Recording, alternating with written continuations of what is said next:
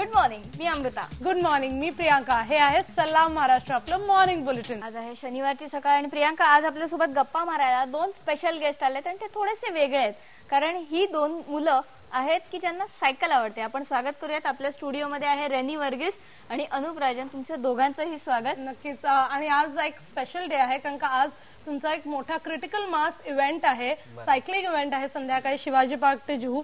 या इव्हेंट पासूनच आपण सुरुवात करूया. क्रिटिकल मास इव्हेंट काय आहे हा नक्की? हा ऍक्च्युली क्रिटिकल मास ते बघितलं तर वेस्ट जे US आणि तिकडे ते चालू केला होता. तर त्याचा ओरिजिन असा आहे की एक दिवस last Friday of the month त्या दिवशी सगळे सायकलिस्ट रस्ता बंद करून ते फक्त सायकल चालवतात आणि it is like a protest, not in a protest, to proclaim, ते डिक्लेअर करायला की आम्ही पण आहेत सायकलिस्ट. सायकलिंग असा चांगला प्रकार आहे, तर ते पण तुम्ही लोक सुरू करा. आणि तुम्ही वेस्टला बघितलं तर तिथे लोकांना सायकल चालवायची आवड पण आहे आणि तिथे असं रिक्वायरमेंट पण झालंय की पोल्युशन किती आहे आणि गाड्या किती आहेत, तर त्यामुळे सायकलिंग असं सुरू झालंय. तर आम्ही पण ते इम्प्लिमेंट इथे करतायत. तर त्याचा आमचा असा आहे की एक सायलेंट रिक्वेस्ट आहे लोकांना की आम्हाला जरा जागा असता द्या की आम्ही पण आहे. हळूच असं नॉक नॉक करायचं असं प्रोटेस्ट पण नाही, पण रिक्वेस्ट आहे की आम्ही पण आहे, जरा आम्हाला पण थोडा जागा द्या, आम्हाला पण तुमच्यासारखा रस्त्यावर वागायला द्या, गाडी पार्क नका करू. पण याच्यात काही प्रोटेस्ट किंवा कॅम्पेनिंग किंवा असं बॅनर्स वगैरे असं काही नाहीये, राईट? फक्त सायकलिंग आहे, प्युअर सायकलिंग. नाही, लीडर पण नाही याचं, इव्हेंट मध्ये कोण पण नाही. आम्ही फक्त इनिशिएट केलं आहे हे ride. It is actually a leaderless ride basically. पण कोणासाठी आहे जे खूप सायकलिंग एन्थुझियास्ट आहेत, ज्यांच्याकडे खूप छान सायकल्स आहेत, फक्त अशांसाठी आहे का सगळ्यांसाठी आहे? नाही नाही, it is for the common man. Like normal आपले दूधवाले असतात किंवा डब्बावाले असतात, त्यांना पण असा इन्व्हाइट केलाय, तर ते पण येऊ शकता. मीन्स असं आहे की जो कोणी सायकल चालवतो, जर ते कामासाठी असेल की हेल्थसाठी असेल किंवा त्यांना एन्जॉय करायचं असेल, ते सगळे काही कोणी पण असं येऊ शकतो. कारण का आपण जनरली जेव्हा विचार करतो की इको फ्रेंडली राहिलं पाहिजे, माध्यम सायकलिंग आहे, आपण ह्या सगळ्या लोकांना विसरतो, म्हणजे दूधवाले आणि जे पेपरवाले जे ऍक्च्युअली सायकलिंग करत असतात त्यांच्या कामासाठी. ते असं आहे की सायकलिंग बघितलं लोकांना असं वाटतो की सायकलिंग म्हणजे हा गरीब लोकांचाच मोड ऑफ ट्रान्सपोर्ट आहे. तर ते नाही व्हावं म्हणून आम्ही असं चालतंय की लोक सायकल चालवा, असं हे ऍक्च्युली एक चांगला ऑप्शन आहे लोकांना आता. आणि आता ग्लोबल वॉर्मिंग आहे, पोल्युशन आहे, त्यामुळे आता हे चांगलं एक विचार आहे की सायकलिंग सुरू करा. पण अनुप, तुमची एक साईट पण आहे, या सगळ्याला सुरुवात कशी झाली? तुम्ही कशा एकत्र आलात? ते तर 1 वर्षापूर्वी आम्ही ऍक्च्युली मी सायकल चालवायला स्टार्ट केलं कामावर. तर मी सर्च करत होते लोकांना, कुठे तर असणार लोक ते सायकल चालवत असतात. तर मी ऑर्कुट, फेसबुक हे जे नेटवर्किंग साईट असतात तिकडे विचारायला चालू केलं.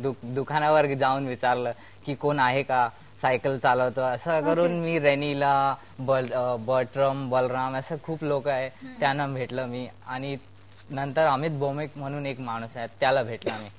तो त्याने आम्ही विचार केलं की काय एक साईट चालू केलं तर कसं असणार. त्यामुळे आम्ही cyclist.in चालू केले आम्ही. आणि तसं खूप लोक, आणि ह्याने इन्व्हाइट केलं आपल्या मित्राला, मी इन्व्हाइट केलं, आणि असं खूप मेसेज स्प्रेड केला लोकांना की असा आहे ग्रुप. कारण आधी प्रॉब्लेम असा असतो की ते इनिशिएटिव्ह घ्यायला कोणी नसतो आणि लोकांना असं वाटतं की यार मी सायकलिंग चालवलं की सायकलिंग सुरू केलं, लोक काय म्हणणार, असं लोकांना असं डाऊट असतो. असं असतं ना, यंग एज मधली अशी तरुण मुलं, बॉईज पर्से, ज्याला की नाही मोटरसायकल, बाईक चालवा, बायकर बना, सायकल काय चालवायला लागतात, बॅक टू स्कूल का जाता वगैरे. आणि आमचं असं की एज असा काही लिमिट नाही. माझ्या बरोबर लोक असं आहेत की 48 पासून 56 इयर्स लोक पण चालवतात आणि ते कधी कधी माझ्यापेक्षा जास्त चांगलं चालवतात. असं पण आहे. दोघं मला एक सांगा की आपण शाळेत असताना सगळ्यांनी सायकल चालवलेली असते, घरी भांडून रडून सायकल विकत घ्यायला लावलेली असते, त्याच्यावर मार खाल्लेला असतो, आणि अशा वेळी मध्ये गॅप पडली आणि त्या सगळ्यानंतर तुम्ही पुन्हा एकदा सायकलिंग सुरू केलं. तुझ्या घरी काय रिॲक्शन होती?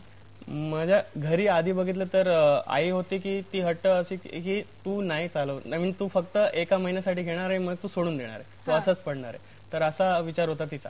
पण माझा होता की नाही, मला परत जरा सुरू करायचंय, म्हणजे हेल्थसाठी पण, आणि मला जरा असं वेगवेगळे जागा बघायचे सायकलवर. असा होता. आणि मग माझी बहीण होती, ती जरा एन्थुसियास्टिक होती, म्हणून तिने मला जरा इनिशिएट केला की तिने पैसे दिले, हो, तिने ताईला मला मस्का. सांगितले तिने मला सायकल म्हणजे त्याचा पैसे दिले, म्हणून मी सायकल घेतला. तर झाला माझा इनिशिएटिव्ह सुरू झाला त्यामुळे. तर असा होता. पण आता बघितलं तर संडेला जर मी नाही गेलो सायकलिंग गेला, जर आई विचारते सायकलिंग नाही गेला तू आज, असं असतं. घरी कशाला आहेस? जा सायकल काढ. हा, सायकलिंगला जा आता तू.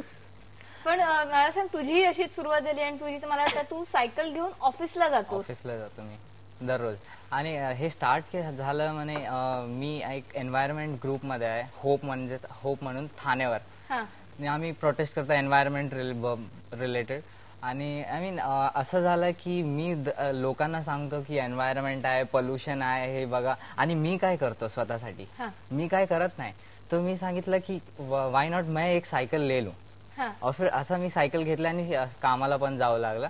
आणि नंतर मैं बोला कि दोस्त लोग जो है, आई मीन जो फ्रेंड्स है, उनको भी इसमें लाना है.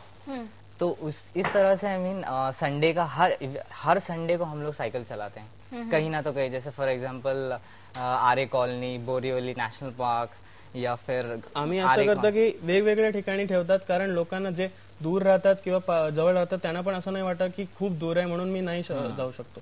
जवळ असेल की ते जरा इनिशिएट होणार आणि ते येणार स्वतः. म्हणजे आरेला ठेवलं तर आरेला जवळ जे आहे गोरेगावला ते लोक येणार.